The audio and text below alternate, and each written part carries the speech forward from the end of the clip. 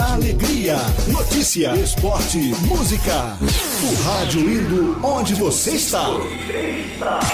Até no YouTube. Começa agora.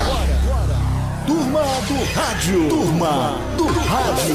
Amigos e amigas, hoje é um grande dia para nós. É, Jimmy, porque hoje é dia de novo programa da Turma do Rádio, dia de reencontrar você. Reencontrar você, meu querido Ricardo Alexandre. E como sempre, um programa produzido e apresentado nos estúdios da Escola de Rádio do Rio de Janeiro. E começamos com os destaques desta semana, que nos traz o Dia do Vestibulando, Dia do Trabalhador Rural, Dia da Indústria, Dia do Revendedor Lotérico e Dia do Estatístico. Essas datas nos fazem refletir e nos apresentam os caminhos a seguir. O Dia do Vestibulando combina com o do Revendedor Lotérico. Porque o vestibulando tem o sonho de se tornar realidade. E o Revendedor Lotérico tem a realidade de nos vender o sonho.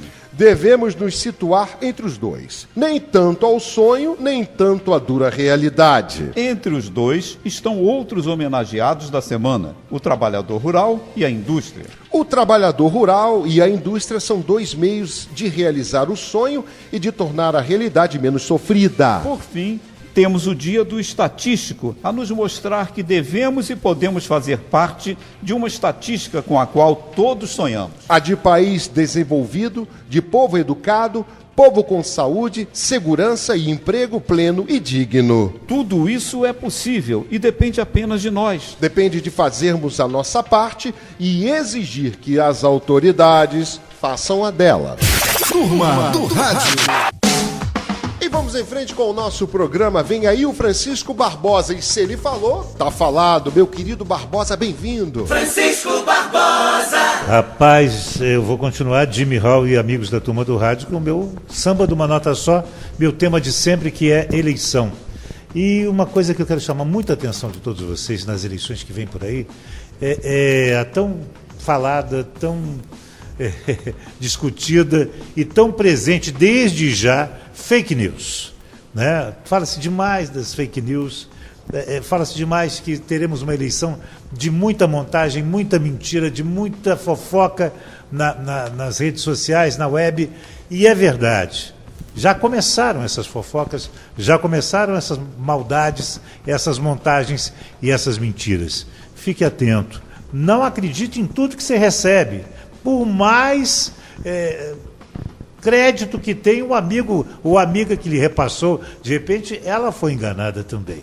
Tem muita gente que acredita com o coração, porque a notícia se parece com aquilo que quer ouvir, ou com aquilo que acredita que possa ter acontecido, e hoje em dia, na maioria das vezes, o que é muito espetacular para bom ou para ruim é mentira, é fake news, é montagem, é interesse de quem quer ver o jogo bagunçado ou tendendo para o lado que lhe interessa. Fique ligado, ouça a Turma do Rádio, a gente vai estar aqui cumprindo o nosso papel de mídia séria, comprometida e compromissada com o cidadão, tentando laicar, esclarecer algumas mentiras que vão aparecer para você. E se ligue nos grandes veículos de mídia, de comunicação tradicionais, esses têm compromisso com a verdade, como sempre nós tivemos. E está falado. Turma do Rádio. Todo dia é dia de matar saudade. Vem conosco, embarque na máquina do tempo da Turma do Rádio, o baú do Jimmy Hall. Diga, Jimmy! Jimmy Hall. Digo sim, meu querido Barbosa. Vamos abraçar toda essa audiência sempre. Eu tenho que registrar nossas amigas, nossas colegas, nossas mulheres maravilhosas, as nossas ouvintes. Essa rapaziada que sempre clicando conosco também, dando a sua presença aqui nas nossas redes sociais, no Facebook, no YouTube, baixando o aplicativo da Estação Turma do Rádio na loja Play Store, nos levando aí no smartphone Android. Bacana. Na semana passada, nós estamos no mês de maio, né? Os programas transmitidos no mês de maio, especialmente o da semana passada, Roberto Carlos imperou no programa. E hoje vamos continuar homenageando as canções e os artistas que falaram as coisas do coração. Ele, em 83, gravou um baita sucesso. Estou falando do Rich, que cantou e criou a Menina Veneno, e que seus namorados se apropriaram dessa canção e batizaram as suas namoradas, suas companheiras de Meninas Venenos, né? No quarto, à meia-noite, né? Aquela meia-luz, o abajur cor de carne e um lençol, né? Aí vai. Aí, o seu corpo nu. Aí o poeta Sérgio Américo. É pequeno demais pra nós dois. 1983, onde você estava em 83? Vamos lembrar, viajar no tempo. Vamos ouvir a nossa música escolhida para abraçar e beijar os corações. Menina Veneno, Rich. Vamos ouvir. Menina Veneno, você tem um jeito sereno de ser. E toda noite no meu quarto vem me entorpecer. Entorpecer, yeah, yeah. Tá gostando da nossa turma? Turma do Rádio. E atenção, atenção você, minha amiga, atenção você, meu amigo, participe da Turma do Rádio e responda. As cadeias de todo o país estão superlotadas. Nunca o Brasil prendeu tanto e o crime continua avançando. Você acha que prender não adianta? Qual a punição ideal para os criminosos? Responda no nosso Facebook e dê a sua opinião. Participe da nossa pesquisa. Turma do Rádio. Casais que querem engravidar descobrem o dia e a hora certa para isso. Eita mundo louco! Vem aí o Ricardo Alexandre para contar pra gente isso. O que é isso, Ricardo? Isso é isso, Jimmy. Olha só, um estudo revelou que o dia 2 de janeiro é o preferido para engravidar. E isso parece ter alguma lógica no Reino Unido, onde 38 semanas depois tem a data de aniversário mais comum por lá, o dia 26 de setembro. Há algumas explicações. Uma é o clima ainda alegre depois das festas de fim de ano, o que facilita o sexo no recesso de ano novo. O trabalho descobriu ainda o horário preferido para o sexo entre os que querem gerar bebês, exatamente às 10 horas e 36 minutos da noite. Isso foi o que revelaram 71% dos casais. Os futuros papais e mamães contaram que também se valeram de algumas táticas que lhes foram ensinadas para aumentar a chance de engravidar. Uma delas é dormir na escuridão total. Outras são congelar as cuecas deles e elas, após o ato sexual, colocarem as pernas para cima e movê-las como numa bicicleta. Gente, e eu que passei a vida toda achando que gerar bebê era só consequência de sexo. Que delícia! Tá gostando da nossa turma? Turma do Rádio. Vamos à primeira parte do debate da Turma do Rádio. A Prefeitura de Assis, cidade onde nasceu São Francisco, que dedicou a vida aos pobres, proibiu mendigos em igrejas, praças e prédios públicos. Mendigos nas ruas incomodam você? Você costuma dar esmolas? Mendicância é resultado do desemprego ou de vagabundagem? Ricardo Alexandre, quando você encontra, eu vou botar uma quarta questão aqui, para além das que inteligentemente você já colocou aqui, abraçando esse meio. Quando você encontra um mendigo na rua, e não tem jeito, você vai ter que pedir licença a ele para passar, ou ele vem te assediar, vem ao seu encontro, qual é a sua reação? O que você sente? Olha, quando ele vem para cima de mim, eu sinto medo. Sinto medo mesmo. Agora, eu entendo que é um mendigo que está ali, uma pessoa necessitada, então não custa você ajudar. Na maioria das vezes, eu não costumo dar esmola, mas se ele tiver com fome, eu pago para ele uma comida, pago uma refeição e ajudo de outras formas, entende? Apesar de que eu acho que compete à prefeitura, ela tem uma secretaria exclusiva para isso que a gente não vê na cidade, a gente não vê ninguém recolher mendigo. A gente vê cada vez mais mendigos pelas ruas, obstruindo calçadas, enfeiando a paisagem, e aquilo não resolve a situação deles. Não é a minha esmola, a sua esmola, que vai acabar com a mendicância. O que vai acabar com isso é dar chance a ele. É a prefeitura recolher, é a prefeitura dar um banho neles, um banho, roupa nova, treinar os mendigos e propiciar a eles que tenham meios de se manter. Não é isso? É o que eu penso. Pois é, Jimmy Hall, a gente acompanha o trabalho por força do nosso ofício, Sim. das assistências sociais da cidade. Sim. Algumas são mais operantes, outras são menos, mas todas têm pessoas dedicadas a essa causa, ONGs em determinadas cidades que auxiliam também esse trabalho. Sim. Tem albergues, tem restaurantes e lugares para essas pessoas se alimentarem, mas mesmo assim elas não conseguem tirar essas pessoas da rua. Onde é que você acha que a gente está falhando nessa história, nas nossas políticas sociais? Você costuma dar esmola na rua? Como é que você lida com o necessitado no meio da rua, Jimmy? Eu tenho também, determinadas situações, em alguns locais, eu tenho esse mesmo sentimento que o Ricardo. Às vezes eu fico com medo.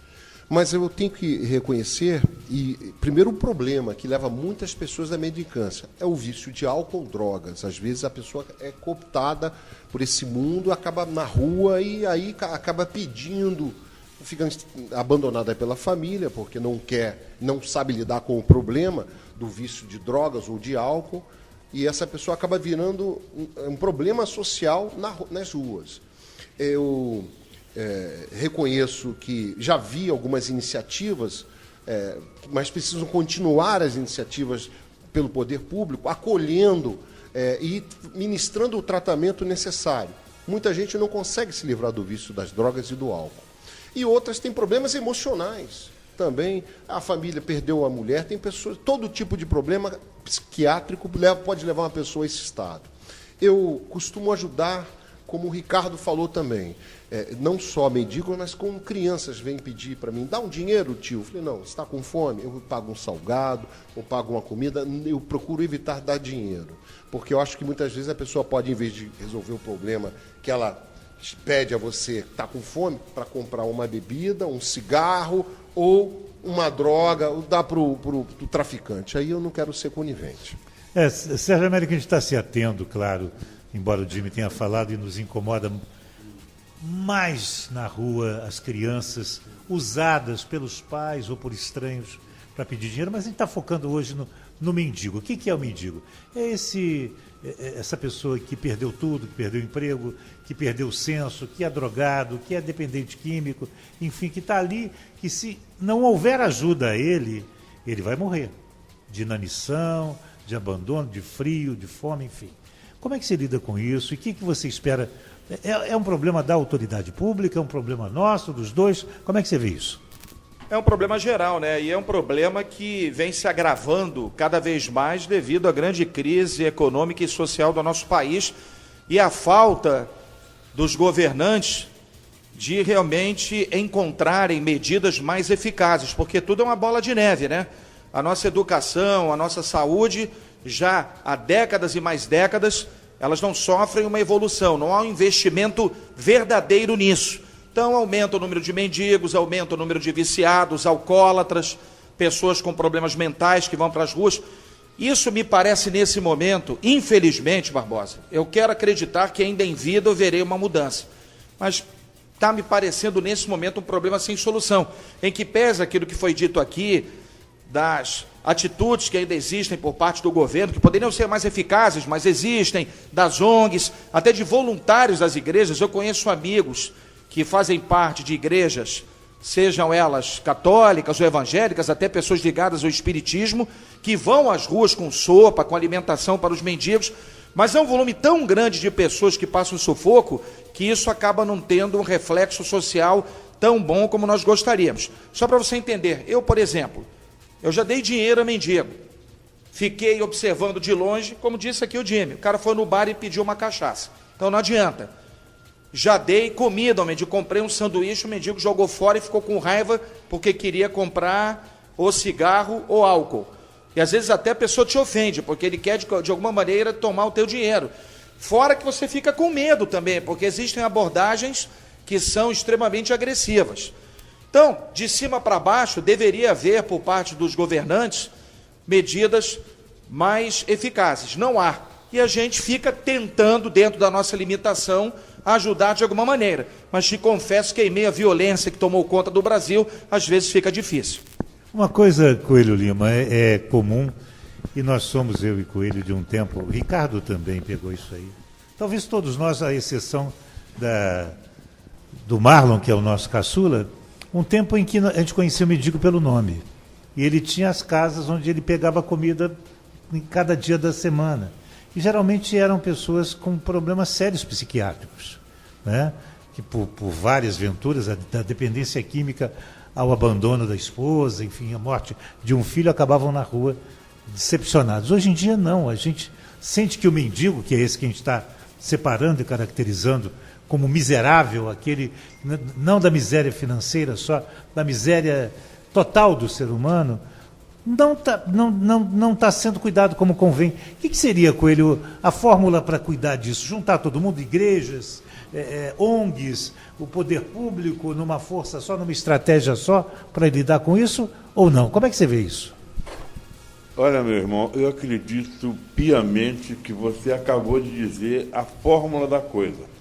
Só que, para fazer com que essa fórmula funcionasse, teria que ter um homem justo, bom, correto e honesto.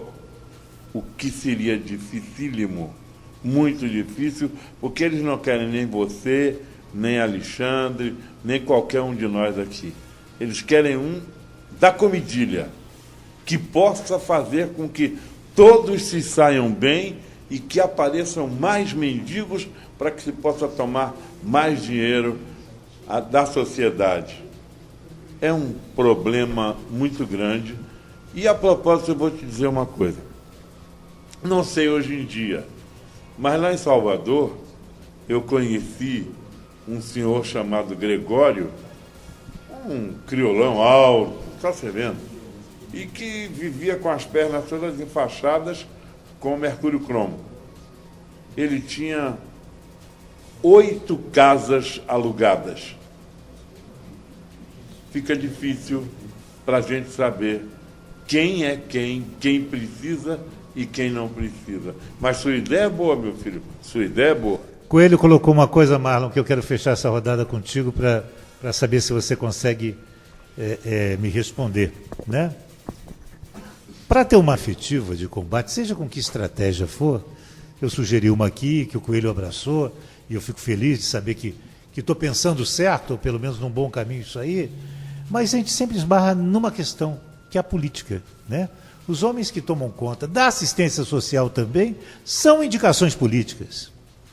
Mesmo quadros técnicos, gabaritados e competentes, são indicações políticas e respondem a determinados interesses e dotações orçamentárias que esses políticos vão ter que liberar para essa história.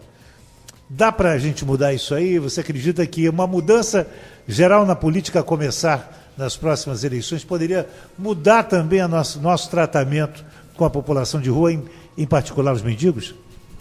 Barbosa, como você falou, eu acho que a prefeitura, os órgãos públicos, eles detêm os aparatos para poder efetivamente cuidar dessa situação. Agora passa pelo poder político mesmo, pela ação política. Só a gente mudando, só a gente conseguindo pensar a política, fazer uma mudança na política, uma renovação, é que isso vai acontecer. Agora eu vou, muito rapidamente, queria falar de uma vez eu saindo do trabalho, tinha um senhor na rua gritando, dizendo que precisava de ajuda, e que ninguém ajudava ele, e que ele não sabia o que ia fazer da vida, e que o pessoal parando, eu achei, rapaz, o cara vai assaltar alguém, parecia um mendigo. E aí ele chorando, falou, eu preciso de dinheiro, eu quero comprar bala para vender, mas ninguém me ajuda. E um senhor que ia passando abriu a carteira, deu R$50 para esse camarada. Isso na minha frente próximo à saída onde eu trabalho, tinha uma loja de doce, não sei se tem, nunca mais percebi. E aí ele começou a gritar, pular, obrigado, e entrou nessa loja de doce. Eu parei do outro lado da rua, eu tenho uma academia, fiquei olhando, e ele saiu com uma caixa de doce. Se ele foi vender, se não foi, eu não sei. Mas que foi uma coisa que me emocionou de ver. Ou seja, às vezes a gente tem aquele receio de ajudar, né? E eu vi um camarada ajudar com uma quantia que eu não ajudaria, talvez, e o rapaz saiu lá chorando e comprou o doce e foi trabalhar. E com um aspecto de mendigo, daquele que a gente tem roupas mal cuidadas, sujas, fedendo e tudo mais. Então, caramba, a situação é muito delicada para a gente pontuar e resolver ali. Mas os exemplos são ricos e nos fazem ver com humanidade essas pessoas, né? Que a gente, geralmente, por uma deficiência nossa, teima em cegar para elas, né? A primeira decisão nossa é não querer ver, mas não resolve. Se resolvesse, né, a gente faria como as crianças fazem quando tem um problema. Põe a mão nos olhos e o problema acaba, mas não acaba. Daqui a pouco tem mais Turma do Rádio. A gente já volta, até já. Turma do Rádio. Estamos de volta com a nossa Turma do Rádio, agradecendo a você pelo carinho sempre e a sua audiência. Permaneça conosco, porque agora é a hora e a vez do Grande Coelho Lima, nas malhas da lei, com os crimes que marcaram época. A bênção, Coelho Lima. Deus te abençoe, meu filho, te dê muita coisa boa que você merece, tá? Minha gente, eu ouvi falar tanto de política hoje aqui, que, Davi Raul, acredite uma coisa, me deu vontade de também falar em política, e eu peço a fineza ao meu caro e prezado amigo de longas datas, que me perdoe, mas eu vou falar de política, tá, meu amor? Por favor. Vamos nessa. Vamos todos raciocinar juntos. Uma dezena para mais de candidatos a presidente da República.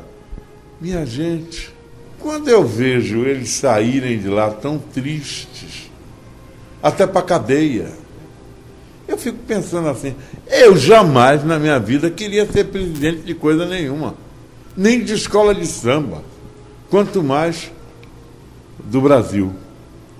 Mas a turma está lá. E se a gente for ver, o que a Alexandre está aqui filmando, o que é mais importante é o seguinte, Alexandre, as mesmas figurinhas de sempre, as mesmas figurinhas cansadas do poder em outras esferas, mas ansiosos, babando, parecendo cachorro doido. Minha mulher vai me botar para fora de casa, tá? A verdade é essa, parecendo cachorro doido para ser eleito presidente da República. Franca e sinceramente, meus amigos, não cai na minha cabeça de forma certa e correta que esse negócio não seja um grande negócio, um excelente negócio, uma coisa maravilhosa, que mesmo na cadeia o cara se delicia do que fez durante os 4 anos que, enfiou no povo brasileiro. Vamos embora. Turma do Rádio. Esporte é com ele, sabe tudo e tem cada história. É com você, Sérgio Américo.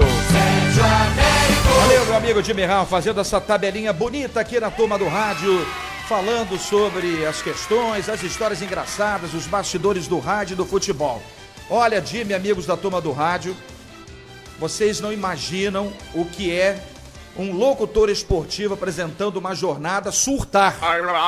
E ninguém me contou, eu estava no estúdio e vi. Como diriam os antigos, com esses olhos que a terra há de comer um dia. Pois é. Não sei não. Então, para que vocês entendam, a Stock Car Brasil é uma modalidade de automobilismo aqui do nosso país, criada em 1979 e que existe até hoje. Então estávamos, nós, eu e os demais colegas, um domingo de dezembro, década de 80, na Rádio Globo, muito espaço e pouco assunto, porque os campeonatos já haviam sido encerrados, mas o espaço para a programação esportiva era imenso. Então, houve uma ideia iluminada de mandar um colega nosso muito querido, o Rui Fernando, para acompanhar um treino da Stock Car Brasil, essa modalidade automobilística, no Autódromo de Jacarepaguá. Haveria uma competição naquele local que o autódromo, infelizmente, nem existe mais. Pois enfim, o meu amigo Luiz Carlos Silva, locutor que de peito aberto faz a cabeça da galera, era o apresentador da jornada. E pelo visto o Lula não estava num dia muito bom, porque vocês vão ver o que aconteceu. Em dado momento da jornada, o Lula tinha aquela voz impostada característica, ele chamou o Rui Fernando. Aqui na Globo, vamos então ao Rui Fernando, acompanhou o treino da Stock Car Brasil. E aí, Rui? Aí o Rui comentou, né, sobre o treino da Stock Car, aqueles pilotos que fizeram o melhor tempo, grid de largada, essas coisas, e passou a bola pro Lula. Aí o Lula disse assim: eu vou te ser sincero, não sou muito chegado a Stock Car, eu realmente não curto muito essa corrida que vai acontecer em Jacarepaguá, mas de qualquer maneira valeu a matéria. E aí o Rui, sinceramente, eu não vi maldade. Mas como eu disse, o Luiz Carlos não estava num dia bom. Como é que ele respondeu ao Luiz Carlos? Ô Luiz Carlos, eu estranho que você, sendo um profissional do esporte há tanto tempo, não saiba nada de Stock Car. Mas tudo bem, deixa eu te explicar como é que é essa modalidade que você vai entender e aí você vai gostar. Pra quê, meu amigo? Isso tudo no ar, hein? Coitado. Aí o Luiz Carlos Silva chegou: Rui, tá maluco? Eu não sou moleque, porra, me respeita. Aí o Rui: calma não, tá me chamando de burro, de ignorante. E tem o seguinte, abre o teu olho comigo, hein? Eu não aceito isso não, hein? Eu não sou moleque. Ficou repetindo. Aí aquele mal-estar no estúdio, todo mundo se olhando e o Rui rindo de nervoso. Ô Lula, não falei por mal, não. Me respeite. Eu tô há muito tempo aqui. Eu não sou moleque, eu não sou palhaço. Aí o Chiquinho de Assis, que era operador, meteu uma vinheta e o comercial. Aí o Lula, isso fora do ar. E não havia câmeras nessa época, 20, 30 anos. Aí o Lula se levantou e quase partiu pra cima do Rui. Resumo da ópera. O Zé Carlos Araújo era o diretor de esportes. Aí os dois acabaram divertidos com cópia para o RH. Ainda bem que o nosso querido Lula não perdeu o emprego agora, que ele deu uma surtada. E eu me lembro como se fosse hoje os gritos do Lula: eu não sou moleque, eu não sou moleque. Você ouviu a Turma do Rádio, direto dos estúdios da Escola de Rádio no Rio de Janeiro.